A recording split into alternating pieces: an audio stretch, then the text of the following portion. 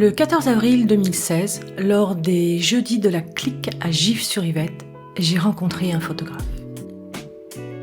La Clique, c'est un collectif de photographes gravitant autour de l'image qui organise des conférences.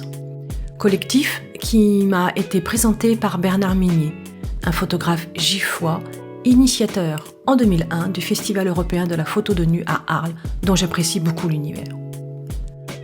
Lors d'une conférence, la Clique nous a présenté Jean-Louis Courtina. Et c'est la naissance d'un coup de foudre artistique. Jean-Louis Courtina est né le 26 juillet 1954. Il est photographe à l'agence Viva en 81, à la compagnie des reporters de 81 à 86, puis à l'agence Rafo en 86. Dans cette dernière agence, il fut l'assistant de Robert Doisneau pendant 12 ans. Il est le lauréat du prix Niepce 1991. Acteur engagé de la photographie sociale, il a réalisé de longs reportages sur les exclus de notre société. Il a notamment travaillé sur la grande pauvreté, les problèmes de santé, handicap, personnes âgées, fin de vie, ainsi que sur les orphelinats de Roumanie. Jean-Louis Courtina vit et travaille à Paris. Voici comment il se définit. Je fais de la photographie depuis de nombreuses années. Concerné par les problèmes de mon époque, j'ai trouvé dans la photographie le mode d'expression qui me convient. Faire une image représente pour moi un acte militant. Et si j'ai toujours été auprès de ceux qui étaient dans la pire des positions pour se défendre, j'ai toujours vécu très longtemps avec eux, devenant à leur côté un combattant acquis à leur cause. Les personnes âgées que j'ai photographiées, ou même la banlieue, j'aime bien me poser, vivre avec les gens et au bout d'un certain moment, faire des photographies. J'ai découvert lors de la conférence un photographe humaniste, photographiant sans voyeurisme ni misérabilisme des personnes en marge de la société. Un photographe qui n'utilise pas les gens, mais qui les aime. La photographie sociale est pour moi un exercice difficile. Comment montrer sans utiliser la misère du monde ? L'appareil finalement est emmerdant. C'est toujours quelque chose entre le photographe et son sujet. Et on voudrait avoir un appareil dans l'œil, être le plus discret possible et faire des photographies. Si j'osais, je ferais bien un parallèle avec un chanteur que j'apprécie et que j'ai vu en concert, Bernard Lavilliers. Sur certains anciens portraits de Jean-Louis, je trouve qu'il y a une ressemblance.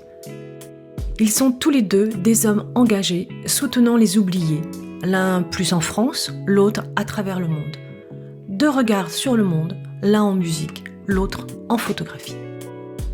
J'ai dans ma bibliothèque quelques-uns de ce livre.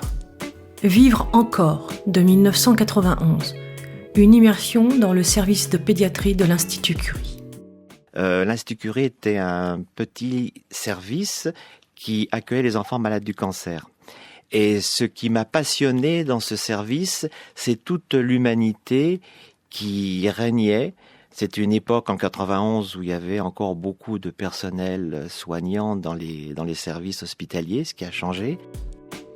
Fête et cause de 1994, dans le service de gérontologie de l'hôpital Brousse. Du temps pour les autres, de 2000, au milieu des bénévoles de la Fondation Claude Pompidou. De 1990 à 2023, date de son dernier livre, Les souffrances de l'âme, photographie réalisée en Belgique dans le foyer de vie Chrysalis, accueillant des personnes handicapées mentales.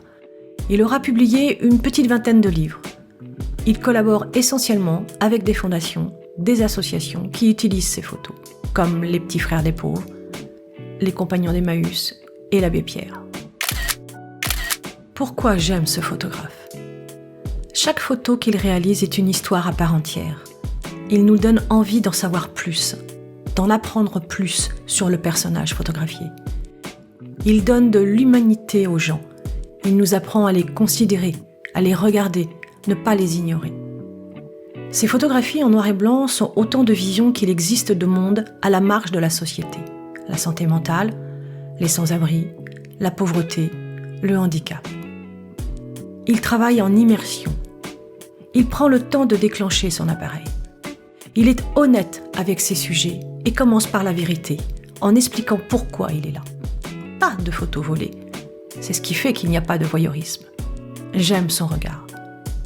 Vous voyez, encore une fois, je ne vous parle pas de technique, car cela ne fait pas la photo. Et je suis en accord avec lui pour ça. Tout le monde fait des photographies, mais tout le monde n'a pas un regard photographique. Heureusement, certains en sont revenus et se sont aperçus que c'est pas parce qu'on prend l'appareil photo du neveu qu'automatiquement on a des photographies intéressantes. Quand on se sent voyeur, c'est que l'on n'est pas assez proche des gens. Jean-Louis Courtina.